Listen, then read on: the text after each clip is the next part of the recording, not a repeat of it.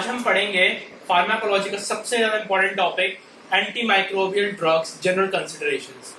Pharmacology के अंदर anti microbial drugs जो हैं वो काफी ज्यादा एक बहुत बड़ा एक यूनिट है। आज उसके हम जनरल कंसिडरेशंस के बारे में पढ़ेंगे, मतलब उसकी बेसिक डेफिनेशन के बारे में, क्लासिफिकेशन, एडवर्स इफेक्ट्स और combination of anti microbial agents and it's uses. तो कुछ जैसे आप बोर्ड पे देख रहे हैं, कुछ हमारे आज लिखे हुए हैं basic points, basic definition, classification, adverse effects, combinations of antimicrobial agent and some main example of antimicrobial drugs। so start करते हैं। सबसे पहले हम बेसिक डेफिनेशन से स्टार्ट करते हैं। तो एंटीमाइक्रोबियल एजेंट्स क्या होते हैं? जैसे नाम से पता चल रहा है आपको, एंटीमाइक्रोबियल मतलब जो micro organisms, pathogens like bacteria, virus, fungus, helminths, protozoans, उनको इनहिबिट करें, मतलब उनका बॉडी के अंदर जो अटैक होता है उसको रोकें। ठीक है, उसको हम कहते हैं एंटीमाइक्रोबियल ड्रग्स। अगर इसका मैं प्रॉपर डेफिनेशन बोलूं तो इसका प्रॉपर डेफिनेशन ये है, antimicrobial drugs are those drugs which inhibit pathogens और micro organisms without infecting the whole body. हमारी बॉडी को इन्फेक्ट नहीं करता और जो पैथोजेंस जो अटैक करते हैं उसको इनहिबिट करता है। इसको हम कीमोथेरेप्यूटिक एजेंट्स भी कहते हैं। इसी की ये पूरी की पूरी एक एंटीमाइक्रोबियल एजेंट्स जो है ड्रग्स एक बहुत बड़ा एक ग्रुप है जिसके अंदर हम बहुत सारे वेरियस टाइप के ड्रग्स पढ़ते हैं। उसी के अंदर एक आता है हमारा एंटीबायोटिक्स। एंटीबायोटिक्स लोगों को हमेशा कंफ्यूजन रहती है कि एंटीबायोटिक एंटीबैक्टीरियल होता है या क्या होता है, लेकिन आज एंटीबायोटिक्स की मेन केडी त्रिपाठी की जो डेफिनेशन है वो ये है कि एंटीबायोटिक्स जो है these are those drugs which are derived from living organisms in lower concentration which inhibit pathogens and micro organisms. ठीक है, लोअर कंसंट्रेशंस के अंदर ली जाती हैं ये और पैथोजेंस और माइक्रो ऑर्गेनिजम्स को इनहिबिट करती हैं। एंटीबायोटिक्स उनको कहा जाता है। कुछ एंटीबायोटिक्स एग्जांपल्स है हमारे पेनिसिलिन। पेनिसिलिन एक एंटीबायोटिक एग्जांपल है जो कि फंगस से डिराइव्ड होता है और एक एंटीबैक्टीरियल ड्रग है। ठीक है, पेनिसिलिन आपको मैं अगर बताऊं तो पेनिसिलिन जो है वो मतलब हमारा एक सेक्सुअली ट्रांसमिटेड डिजीज होती है सिफिलिस।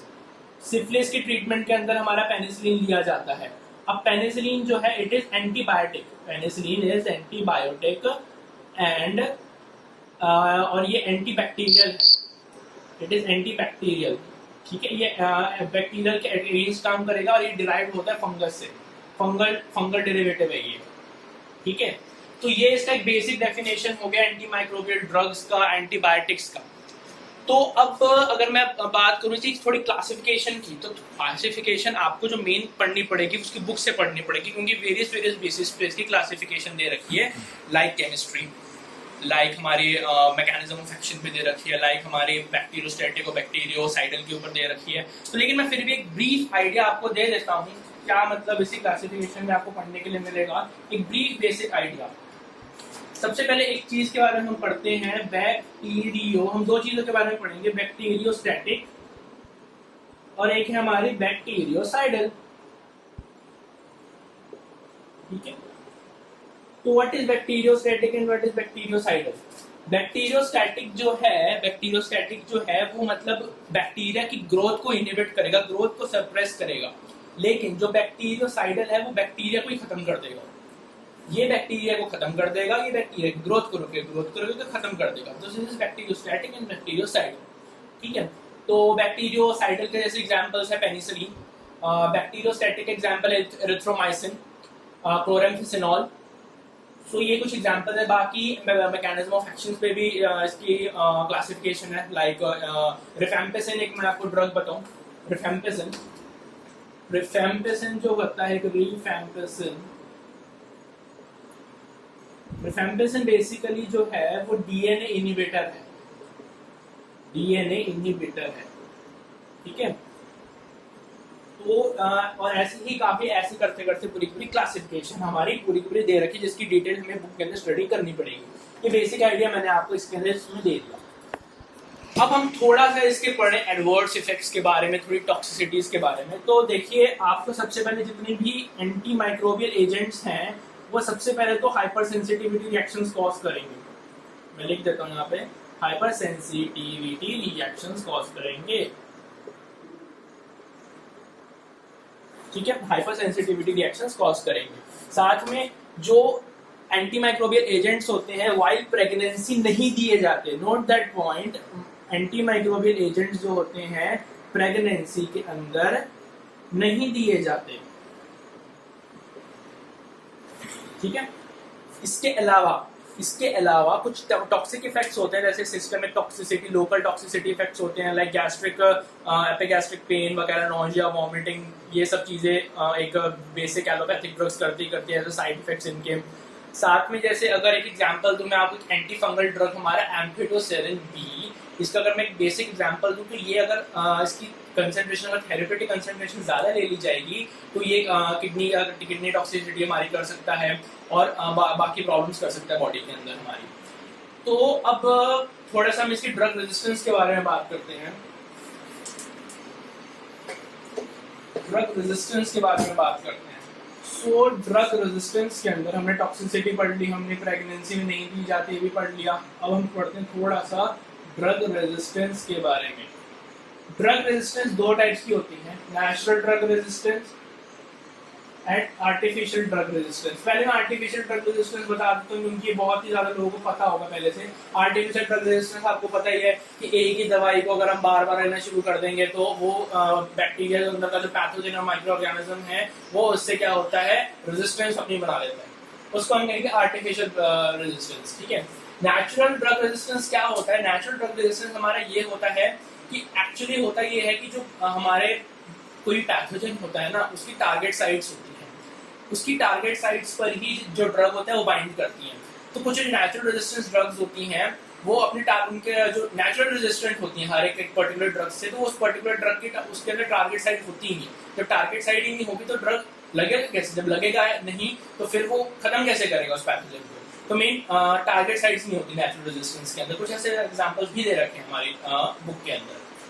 फिर रेजिस्टेंस हो गया। अब हम थोड़ा सा पढ़ते हैं ड्रग रेजिस्टेंस कैसे कैसे अचीव हो सकता है।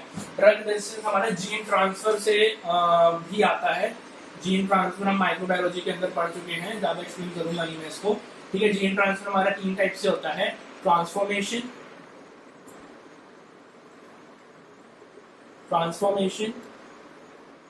Conjugation and transduction. इनसे भी ड्रग रेजिस्टेंस अचीव होता है। जीन ट्रांसफर होगा, कोई अगर ड्रग रेजिस्टेंट जीन है वो कोई एक क्या कहते हैं एक बैक्टीरिया से दूसरे बैक्टीरिया में अगर ट्रांसफर हो गया वो ड्रग रेजिस्टेंस जीन, तो वो उसे एक बैक्टीरिया, सपोज मैं आपको एग्जांपल देता हूँ, बैक्टीरिया ए है वो एक ड्रग से रेजिस्टेंस है, लेकिन बैक्टीरिया बी जो है वो उस ड्रग से रेजिस्टेंस नहीं है। ठीक है, लेकिन एकदम से इनमें जीन ट्रांसफर हुआ by any of these 3 process, तो वो इसके अंदर ड्रग रेजिस्टेंस जीन इसके अंदर आ गया, ये भी रेजिस्टेंस बन गया, ये भी उस जिस ड्रग से ये रेजिस्टेंट था ये इसके अंदर जो वो जीन आ गया तो ये भी उसी ड्रग से पर्टिकुलर रेजिस्टेंट बन गया। तो ड्रग रेजिस्टेंट जीन ट्रांसफर से भी अचीव होता है by transferring the resistant gene in the by these 3 process, transformation, conjugation, transduction. अच्छा, ये चीज करने के बाद कई बार और कुछ एडवर्स इफेक्ट्स हमारे होते हैं कि कई बार क्या होता है कि अगर हमने किसी भी एंटी माइक्रोबियल एजेंट को अगर बहुत ज्यादा ले लिया तो कुछ हमारे विटामिन के जैसे और न्यूट्रिशनल डेफिशिएंसीज होने के भी चांसेस हैं। अब कुछ मैं चॉइस के बारे में आपको एक बेसिक इंफॉर्मेशन देना चाहूंगा। एक आपने ड्रग सुनी होगी, एंटी माइक्रोबियल ड्रग होती है हमारी टेट्रासाइक्लिन है हमारी टेट्रासाइक्लिन। सो टेट्रासाइक्लिन जो है हमारी, इससे मतलब जो बच्चे हैं जो 6 ईयर्स से जो नीचे बच्चे हैं उनके अंदर इसे नहीं दिया जाता। क्यों? टेट्रासाइक्लिन जो होता है वो हमारे दांतों के लिए, ये डेंटिस्ट्री पॉइंट ऑफ व्यू से भी बहुत इंपॉर्टेंट है, पर दांतों के लिए वो बिल्कुल भी अच्छा नहीं है। ठीक है, ये दांतों का वो वीक कर देगा, थोड़ा ब्राउनिश टाइप लेयर्स बना देगा। ठीक है, और मेन ये दांतों को वीक कर देगा और दांत के ढंग से डेवलपमेंट नहीं होने देगा। इसलिए 6 साल के बच्चों से नीचे टेट्रासाइक्लिन को इनहिबिट किया जाता है। ठीक है, उसके बाद अब एक सबसे मेन टॉपिक पे बात करते हैं। हमने डेफिनेशन एक मेन देख लिया, एएमए की हमने क्लासिफिकेशन देख ली, हमने कुछ एडवर्स इफेक्ट, कुछ टॉपिक्स के बारे में पढ़ा। अब हम पढ़ते हैं combination of anti microbial agents. अब कॉम्बिनेशन क्यों किया जाता है? हमारा सवाल सबसे पहले पैदा तो कॉम्बिनेशन क्यों किया जाए किसी भी ड्रग का? कॉम्बिनेशन इसलिए किया जाता है कि क्या सबसे पहले एक सबसे पहली चीज है to achieve synergism effect. Synergism मतलब एक, मैं बताता हूँ क्या होता है सिनर्जिज्म। सपोज एक ड्रग है हमारी, ठीक है, ड्रग है हमारी, वो उतना अच्छे से एक्ट नहीं कर पा रही, ठीक है, तो क्या होगा, क्या पता वो रेजिस्टेंस हो या वो हो, तो क्या होता है कि अगर उसी की जैसी एक्शन वाली दूसरी ड्रग के साथ एक कॉम्बिनेशन बनाकर दे दिया जाए तो वो एक बहुत ही अच्छे तरीके से एक एक्शन कर पाएगी। ठीक है, एक दूसरा एग्जांपल भी होता है कि हम कॉम्बिनेशन क्यों देते हैं। मैं आपको एक सबसे बड़ी एग्जांपल देता हूँ एक ड्रग का, कोट्रिमॉक्साजोल। कोट्रिमॉक्साजोल कोट्रिमॉक्साजोल जो है बेसिकली कॉम्बिनेशन है हमारा सल्फोनामाइड एंड टेट्रामेटोफ्रिन, ट्राइमेटोफ्रिन।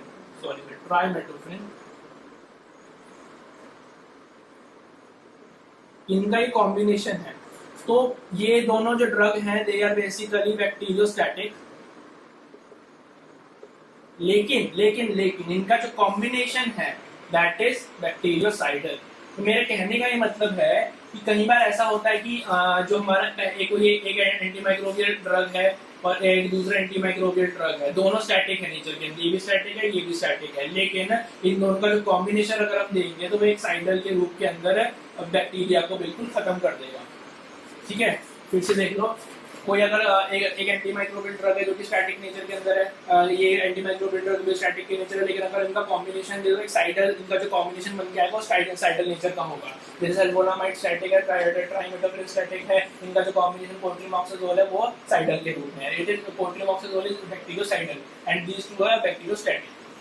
ठीक है, अब एक चीज और डिस्कस करते हैं ड्रग रेजिस्टेंस पे। अगर मैं जो बोल रहा था तो कई बार ये होता है कि एक किसी भी ड्रग, कोई एक ड्रग है उस पे वो जो पैथोजन है वो उसके लिए रेजिस्टेंस है, उसने रेजिस्टेंस कर रखा है, लेकिन अगर हम कॉम्बिनेशन मिलाकर देंगे, कॉम्बिनेशन अगर हम करके देंगे तो वो रेजिस्टेंट नहीं कर पाएगा, क्योंकि वो तो सपोज एक ड्रग है 1, एक ड्रग है 2, ठीक है, 1 के लिए रेजिस्टेंट है, लेकिन 2 उसी की जैसी ड्रग है, एक्शन उसके जैसा है, बट उसके जैसे जीनोम विनोम नहीं है, लेकिन एक्शन उसी की तरह कर रहा है। लेकिन अगर इनका कॉम्बिनेशन मिलाकर देंगे तो पैथोजन जो होगा वो रेजिस्टेंस नहीं कर पाएगा, वो तो इसके लिए रेजिस्टेंस है, भले इसको एकदम से रेजिस्ट कर दे, लेकिन ये वाली जो सेकंड ड्रग है तो ये भी इसी जैसा काम करेगी, इसलिए वो जो करेगी वो इस पैथोजन पे एक्ट कर देगी, पैथोजन रेजिस्ट नहीं कर पाएगा।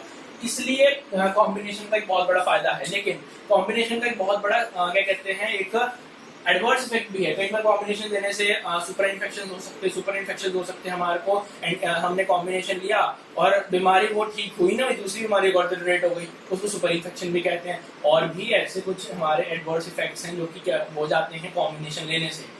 तो ये कुछ कॉम्बिनेशन की बात रही कि एएमए की क्या कॉम्बिनेशन दी जाती है। एएमए एंटी माइक्रोबियल जो होते हैं ना, एंटी माइक्रोबियल एंटीबायोटिक्स जो है उनको कभी भी हमें ज्यादा नहीं लेना चाहिए, उनको एक थेरेप्यूटिक इंडेक्स होता है, सबका एक थेरेप्यूटिक इंडेक्स बना हुआ है, थेरेप्यूटिक कंसंट्रेशन बन रखी है। अगर उनसे ज्यादा ये लेंगे तो एडवर्स इफेक्ट ये कॉज करेगा, टॉक्सिसिटी कॉज करेगा, सेंसिटिविटी हाइपर सेंसिटिविटी रिएक्शंस करेगा। तो आज कुछ जनरल कंसिडरेशंस के बारे में बात करी थी एंटी माइक्रोबियल एजेंट्स के बारे में, और भी वीडियोस आएंगे इसके बारे में। हम हमारे वीडियो में anti viral, anti fungal, sulfonamide, cotrimoxazole के बारे में और डिटेल में डिस्कस करेंगे, लेकिन आज के लिए जनरल कंसिडरेशंस के बारे में डिस्कस कर रहे हैं हमने। होप आपको ये अच्छी लगी होगी video. Thank you very much, stay healthy, stay safe.